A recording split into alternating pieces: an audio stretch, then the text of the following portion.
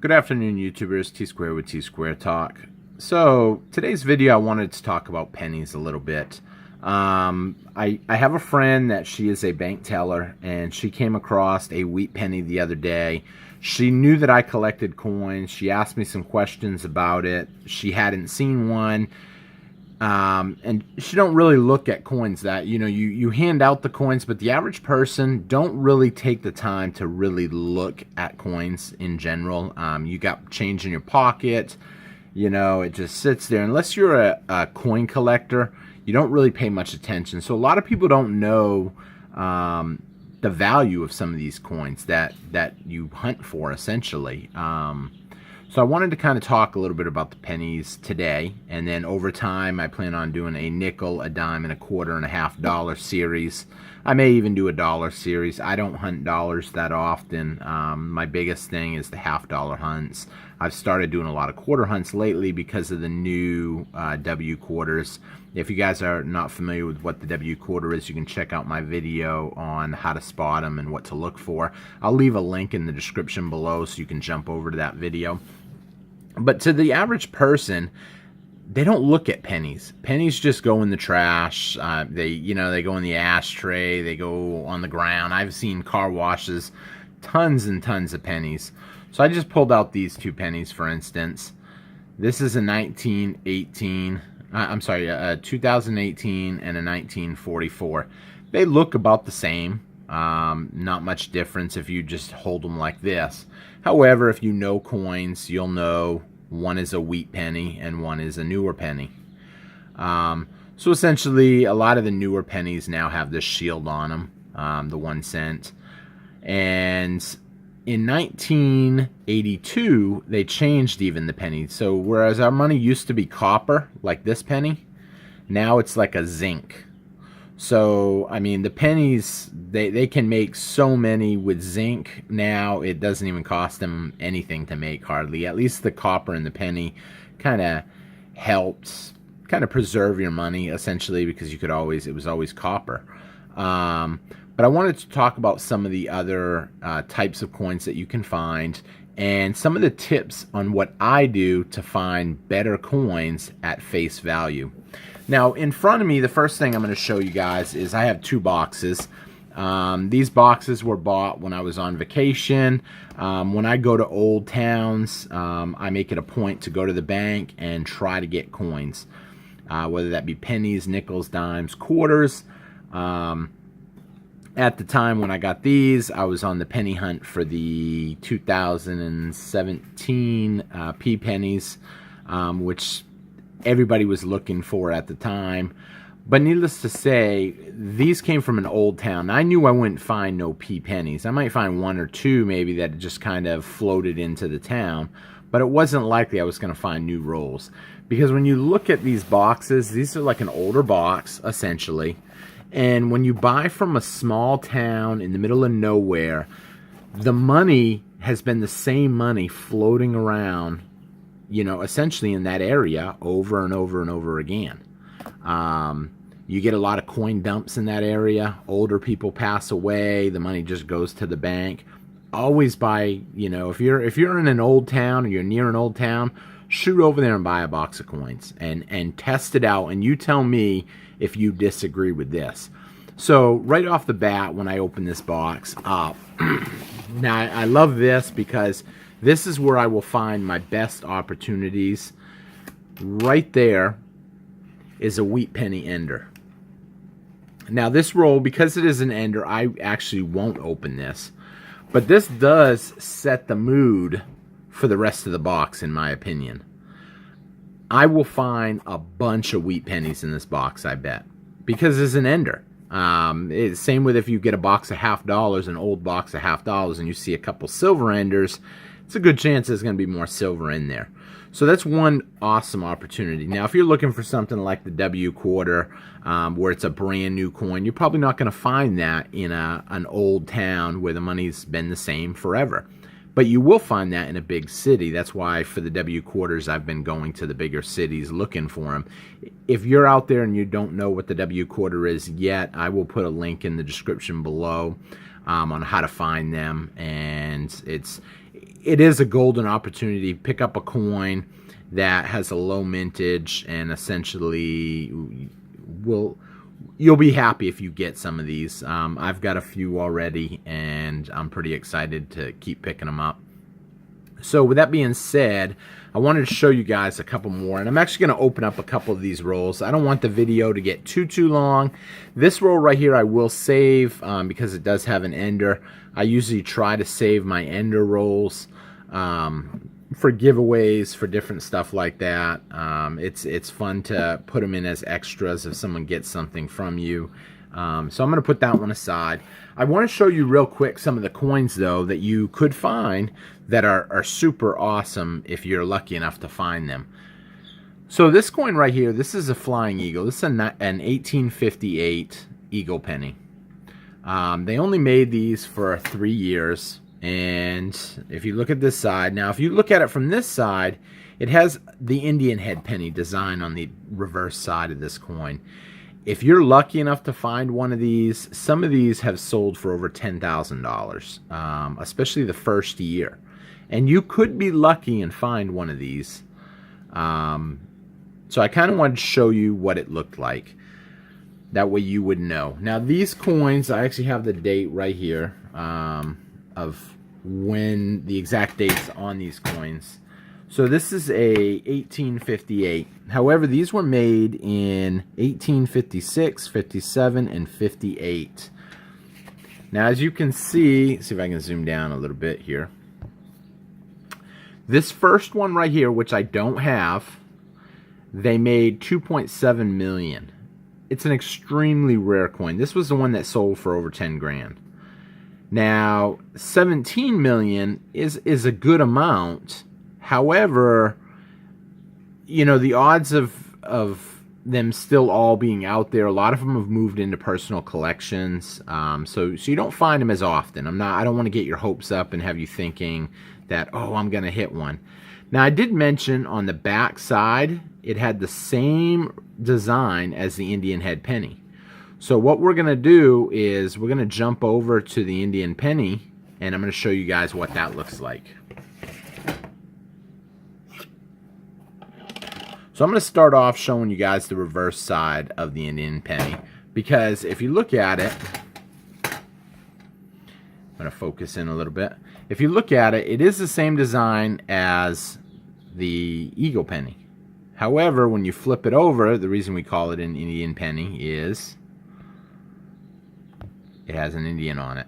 This is a 1906 coin.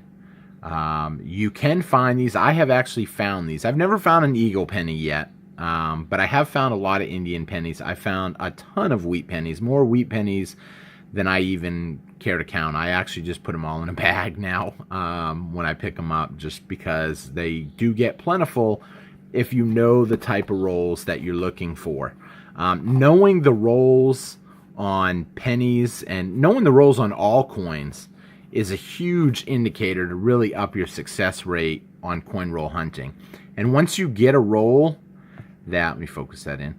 Once you get a roll or a box from a place that you had success and you've learned it and you know the roll, I will pound that bank. So where I've gotten the bulk of my silver quarters from, my W quarters, I've been hitting them 2 times a day, every day, to get quarters.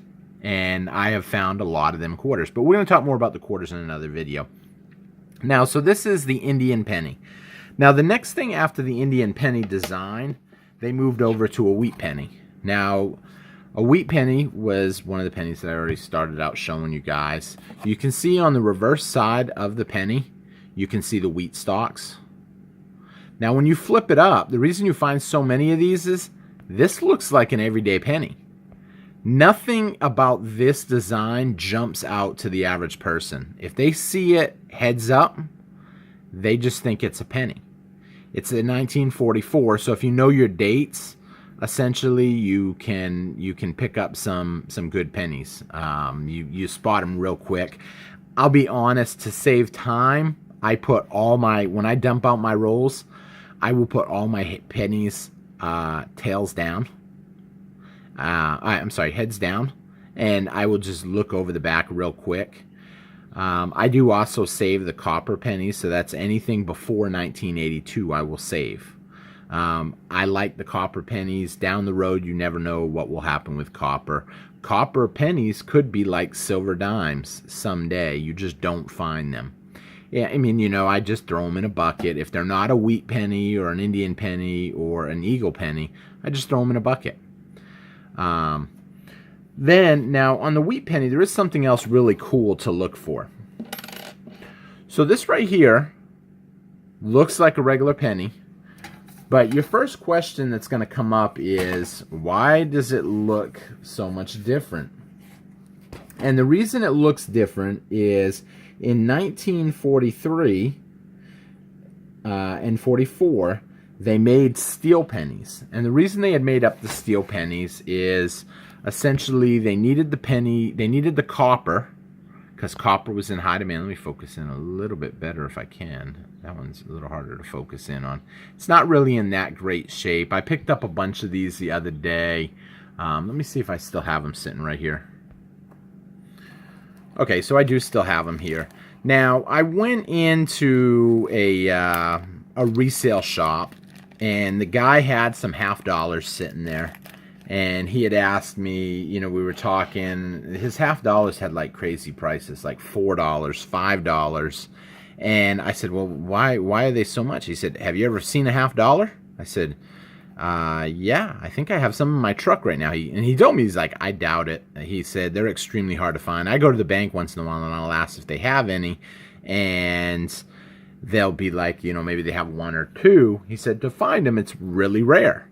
And so I told the guy, I said, you know what? I might have a whole roll of them in my truck. Maybe even a couple rolls. He said, I doubt it, but if you do, go get them. So I went out to my truck, and I actually had a bunch of them in my truck because I had just done a $half hunt, and I hadn't taken them back to the bank yet. And essentially, I was just buying food or Whataburger or McDonald's or whatever I wanted with $half just to spark conversations with people.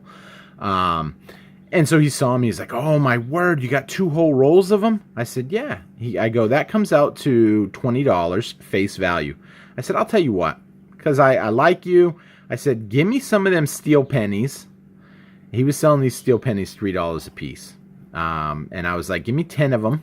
I already gave away a couple because I have a belief that whenever you get a really good deal, try to pass that good deal on to somebody else, and more good deals will follow.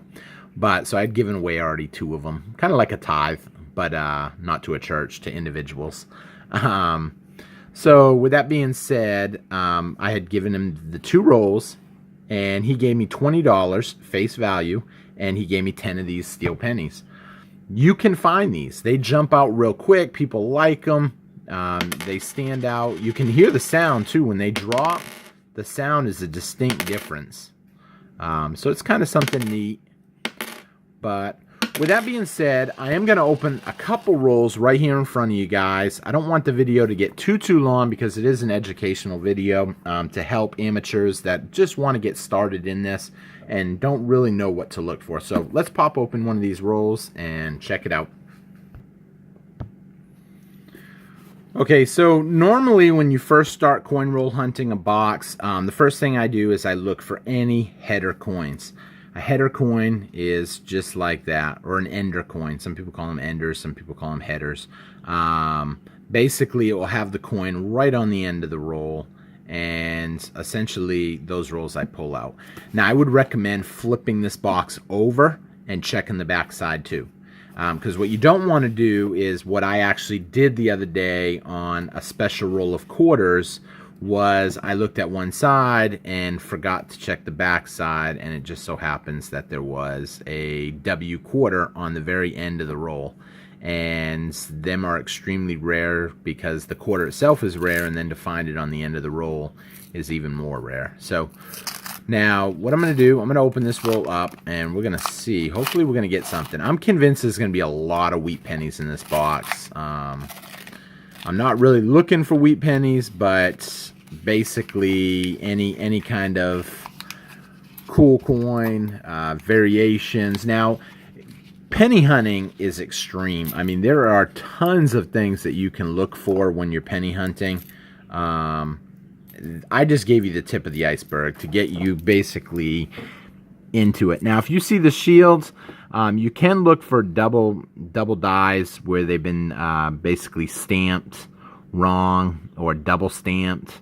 I don't really look for that. I'm looking for wheat pennies. I'm looking for eagle pennies, that type of stuff. Now, I expect to find a lot of wheat pennies though. So I'd be shocked. I won't say I'll be shocked, but if I go through this a couple rolls and don't hit one, it will shock me a little bit, especially seeing them on the end already. Now, like I said, at the very end, I do separate out the 82s and earlier.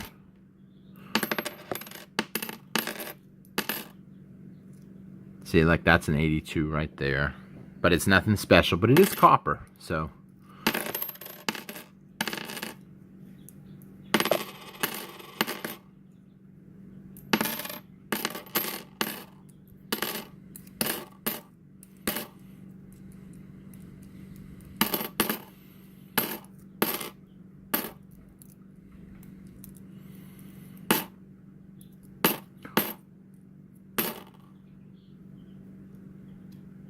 Well, now I'm a little discouraged. I went through the whole roll and did not find one.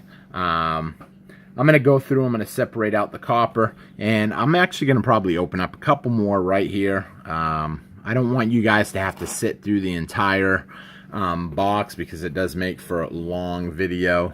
Actually, you know what? While we are right here, though, I am going to flip this box over and just look at the back side and see if there are any enders on the back side. Okay, there's no more enders on the back side, but I'm going to open a couple more, and I will let you know if I find anything good. Okay, so I did find a wheat penny. It took me the second roll. This is a 1944, and you can tell it's a wheat penny because you just got to look at the back, and you will see the wheat stalks in it. I wish I had hit that live on camera. I'm actually going to open up another roll. I mean, I feel bad after I said that, and then if I just kept it running. But, you know, that's the thing about coin hunting. You never really know what you're going to find. Some people get blown away. Now, this one, I hate seeing all these shiny to them, but let's see here. But you never really know what you're going to find and when you're going to find it. A lot of people think, you know, that this is a waste of money. I don't think it's a waste of money because you still have your money. Okay, so there is this is a Canadian, 1975 Canadian. So you can see that.